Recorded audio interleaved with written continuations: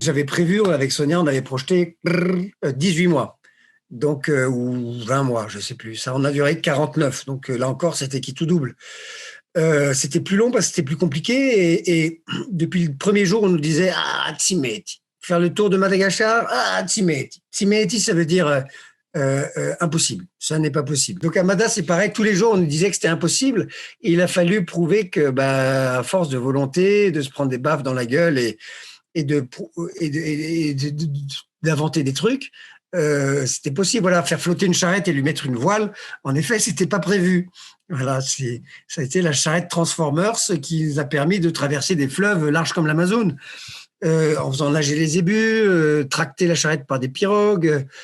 Voilà, c'est plus long, quoi, évidemment, quand il y a plein de problèmes. Mais comme on n'était pas pressé par le temps et que on était heureux et qu'on était utile, et que c'était que toujours passionnant et qu'on apprenait toujours des choses nouvelles, on faisait notre boulot, quoi. On était content, on n'avait pas envie de l'abréger. Le défi, c'est de toujours susciter l'intérêt. En fait, on y est parvenu avec nos films, qui étaient une gageure, hein. On a signé pour 8 fois 52 minutes. Il y en a eu 16. Donc avec moi, c'est toujours un petit peu qui tout double. Et comme ça n'a pas été quitte pour les films, j'espère que ça va être... Enfin, l'éditeur est a priori d'accord pour qu'il y ait 3 tomes. Donc voilà, le tome 1, il met les choses en place. C'est les 1000 premiers kilomètres. C'est un an en plus, un an, 3 mois. Et les 2 autres tomes, ça va être 2000 kilomètres. Donc déjà, ça va être plus dense. Mais il y a plein de choses que je ne veux pas répéter, en fait. Pour éviter les redites et toute la mise en place de la chose.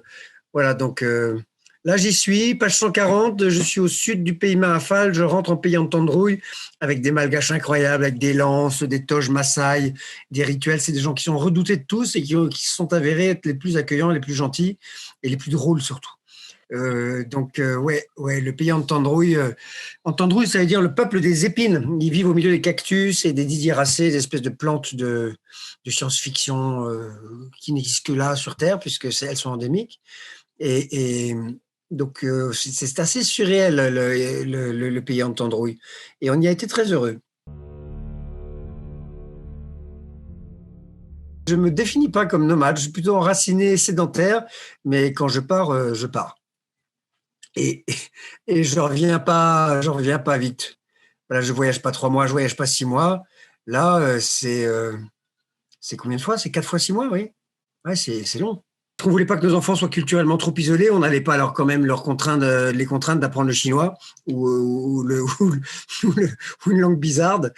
Le malgache est une langue très belle. On s'est rendu compte que en Brousse, il parlait pas aussi bien que le français qu'on imaginait, même si c'est la langue véhiculaire, la langue officielle, la langue administrative et la langue de l'élite et la langue qui est écrite partout. Le malgache reste leur langue nationale et ils ont du mal à l'apprendre parce qu'il y a très peu d'écoles et que c'est un problème. Donc le français, effectivement, c'est pas une priorité. Mais pourtant, c'était notre raison de départ là-bas et surtout, ça c'est la première raison. Et la deuxième, c'était l'unité de lieu et de temps. On voulait enfin se consacrer à un pays pour l'étudier en profondeur. Et on pensait que la lenteur, la charrette, l'inculturation et les enfants allaient être des passe-partout pour justement nous ouvrir les clés de ces portes mystérieuses de la malgachitude, parce que c'est un pays avec une culture très spéciale, très mystérieuse, euh, très asiatique en fait, beaucoup plus qu'africaine, euh, et qui reste mystérieuse pour beaucoup. Et voilà, on voulait creuser cette question. Et en plus, l'aspect phénoménologique de Madagascar d'aujourd'hui, l'endémisme incroyable, et pourquoi un pays si riche et si pauvre, et si riche à tout point de vue, humainement, culturellement, en termes de ressources, en termes d'endémisme, j'en parlais, d'atouts. Pourquoi il est si pauvre d'un point de vue comptable? Voilà, c'est ce hiatus qui m'intéressait, moi, en tant que politicien, géopoliticien, puisque c'est des études que j'ai faites, et géographe, ethnologue, anthropologue, sociologue, autoproclamé. partir 4 ans sans mes enfants, c'était même pas la peine, quoi. Donc, j'ai juste envie d'être avec eux. Voilà, ils font partie de ma vie. Le voyage fait partie de ma vie. Bah, je mets les deux en un, quoi. L'étape d'avant, c'était ma femme. Et donc, je suis parti avec ma femme 3 ans. Il y en a dit, mais t'es malade. Une femme, 3 ans en Afrique, une blonde, il faut lui teindre les cheveux en noir. Can you repeat? Non, mais les gens avaient des idées bizarres, quoi. Pourquoi ça se serait mal passé pour Sonia? Parce qu'elle était blonde, ça allait déclencher des trucs. Ouais, ça déclenchait beaucoup de sympathie et de magie, en fait. Et elle a marché, si ce n'est mieux que moi, avec plus de courage. Enfin, c'était moi le maillon faible, clairement. C'est moi qui me suis tordu la cheville, pété un doigt, qui avait le dos coincé, enfin, qui était tout le temps le boulet, quoi. Et elle marchait tranquille, son train de sénateur. Bon, elle a eu plus d'ampoules que moi, mais dans le couple, c'est elle la lumière. Et la marche, ça n'a jamais été mon truc, moi. C'est le vélo non plus, d'ailleurs. Enfin, si, le vélo, c'est devenu vraiment sympa. Le vélo, c'est trop bien, le vélo. La marche, c'est une expérience philosophique. C'est physique, philosophique, c'est total, quoi. C'est harassant, quoi. Bon, là, les enfants, c'était plus de lourdeur, évidemment, plus de pesanteur, plus de matériel. La charrette pesait 800 kilos. Il y avait toute l'autonomie dedans parce qu'on voulait surtout pas ôter le moindre grain de riz de la bouche d'un malgache, qui sont des gens très pauvres. On n'allait pas non plus faire toc-toc, on est là, on débarque. Non, c'est fini cette époque-là, ce temps-là. Il est révolu. Le côté troubadour avec Sylvain, où on était clochard céleste autour du monde avec notre bicyclette, en faisant de la flûte, de la jonglerie et des mains à main. Non, là, il faut être sérieux quand même, il faut grandir. Là, on avait tout ce qu'il fallait dans la charrette. On avait l'infirmerie, on avait l'école, on avait le bureau de montage, on avait l'ordinateur, la clé 3G, le panneau solaire. Il y avait tout le matériel pour toutes les saisons, parce qu'à Madagascar, il peut faire très chaud comme très froid. Puis il y a la saison des pluies. Donc voilà, la charrette, c'était la garantie de la sécurité. Les enfants pouvaient s'y réfugier quand il faisait trop chaud, quand il pleuvait, quand il y avait trop de monde, quand ils étaient fatigués. Et ils pouvaient y dormir, faire la sieste. Ils étaient un peu secoués, mais c'était, voilà, ça les berçait. Il se trouve qu'ils sont assez peu montés quand même, hein. Ils ont fait, sur les 5000 kilomètres, ils ont dû en faire 4600 à pied, hein, ou 4800 à pied. Nous, on n'est jamais monté dedans, ni même assis dessus. Mais eux, oui, elle était là pour eux, la charrette, en fait. C'était une sécurité. Oui, la sécurité était mon obsession permanente, et celle de Sonia aussi. Évidemment, la première, il fallait pas que la charrette leur roule dessus, quoi. Donc, ils marchaient soit devant, soit derrière. Jamais à côté. Bon, la charrette n'aura jamais roulé dessus.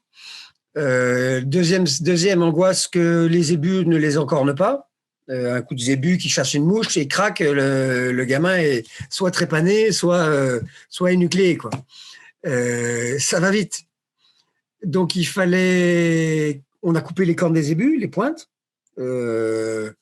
Donc, il y a la lèpre en permanence, il y a la peste en permanence, il y a la typhoïde en permanence, il y a le choléra en permanence, il y a le palu en permanence, il y a la bilharziose en permanence, il y a toutes les saloprioses de la terre en permanence. Donc, Madagascar, c'est tendu, quoi, côté sanitaire. Donc, il faut manger bouilli et il faut avoir une grosse trousse à pharmacie. Et in fine, on n'est pas tombé malade, enfin, sauf moi, quoi. Voilà, comme d'hab, j'ai pris pour les autres. Je me suis cassé la main encore. Enfin, non, en Afrique, c'était celle-là. Et à Mada, c'est celle-là. Voilà. Et j'ai eu de la fièvre. J'ai eu la rickettsiose, qui est une fièvre qu'on attrape avec les tiques. Voilà, soit on en meurt, soit on en ressort un peu idiot. Je suis toujours là parmi vous. J'ai un alibi en or. Après le palu, j'ai un alibi pour la vie. Je peux dire n'importe quoi, en fait. Je peux dire, c'est la rickettsiose. Oui. Au départ, nous, on voulait faire notre travail de documentariste et de filmer des ONG, des missions, des choses extraordinaires qui essayent de lutter contre tous les fléaux qui sont abattus sur ce pays, qui ont engendré sa pauvreté. Et on s'est rendu compte qu'au contact de ces gens-là, leurs besoins étaient immenses et qu'ils n'avaient pas besoin que de publicité et qu'on les filme, mais qu'ils avaient aussi besoin de voula d'argent en malgache pour des projets. Et ben on s'est dit, on va essayer. Et tic-tac, tic-tac, tic-tac, notre ordinateur, la clé 3G, Internet, Facebook et compagnie. Eh bien, les Français ont répondu à l'appel. Ils ont été incroyablement généreux. Ça a commencé par 2 000 euros, puis à force de 2 000 euros, ça a fini par 35 000 euros, la construction d'une maternité. Alors non, c'était pas prévu que je construise une maternité à Madagascar.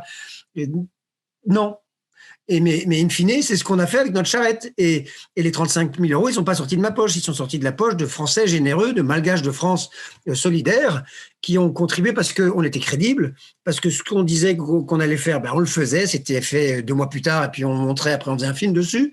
Donc c'est devenu même un sujet dans le sujet. On allait refilmer les réalisations qu'on avait financées et qui nous apportaient encore plus de crédit pour faire d'autres projets. Et donc à un moment où on aurait pu abandonner parce que le voyage était trop long, parce qu'il était trop dur, parce qu'on a eu des épreuves difficiles qui étaient susceptibles de nous faire renoncer, on disait, on s'est accroché aussi à cette générosité que les Français manifestaient à l'égard de ce pays et dont nous étions le point de rencontre, en fait.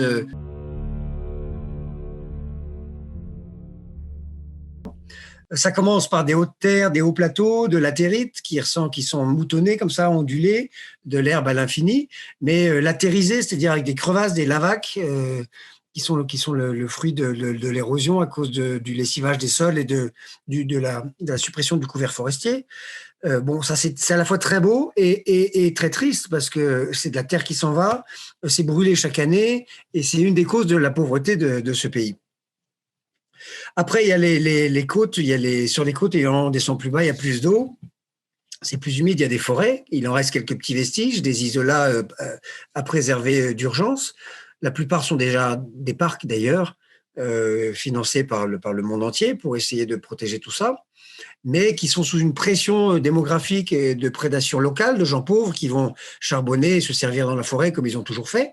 Mais sauf que là, ils sont trop nombreux pour pouvoir le faire et qu'il n'y a plus assez de forêt. Et donc, c'est très compliqué de leur expliquer ça et surtout sans leur donner de solutions de rechange. Donc, beaucoup d'ONG vers lesquelles on s'est tourné essaient de leur offrir des solutions alternatives à la prédation dans les forêts. Voilà. Passer le stade du chasseur-cueilleur. C'était possible il y a 10 000 ans sur Terre et c'était possible encore à Madagascar il y a quelques décades. Mais maintenant, ils sont 30 millions. On ne peut plus avoir ce mode de vie-là. Et d'ailleurs, ça satisfait personne. C'est pas un mode de vie confortable. C'est parce qu'ils n'ont pas le choix, tout simplement. Et à leur place, on ferait pareil.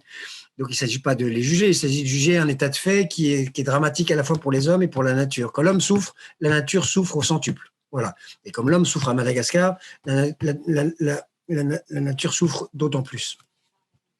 Donc, les forêts sont vraiment en péril. Et les espèces qu'elles hébergent, qui sont endémiques, uniques au monde, dans chaque forêt, il y a une grenouille unique et un lémurien unique et un caméléon unique. Donc, quand la forêt disparaît, c'est toutes ces bestioles qui n'existent nulle part ailleurs à Madagascar et nulle part ailleurs dans le monde qui disparaissent. Donc, en fait, c'est dramatique. Sur la côte est, il y a ce qu'on appelle un tunnel de verdure et de part et d'autre, c'est niqué à l'infini. Et donc, on est dans l'illusion de « Ah, elle est belle, la forêt vierge ». Et quand on sort pisser, enfin, quand on est en voiture, ce qui n'était pas notre cas, les touristes qui passent au travers, ils se disent « Ouais, il y a de la forêt ». Vous dites n'importe quoi, il reste de la forêt à Madagascar. Quand on va à pied et qu'on dort là, on se rend compte que c'est un rideau. Et de l'autre côté, c'est niqué à l'infini, sur 100 kilomètres. C'est un combat qui doit être mené par des gens, et ces gens doivent être rémunérés. Et c'est aussi une question de méthodologie.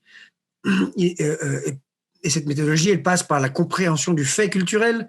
Si avant chaque projet, on n'envoie pas un sociologue, un anthropologue et un ethnologue pour comprendre le fait culturel local, on se plante.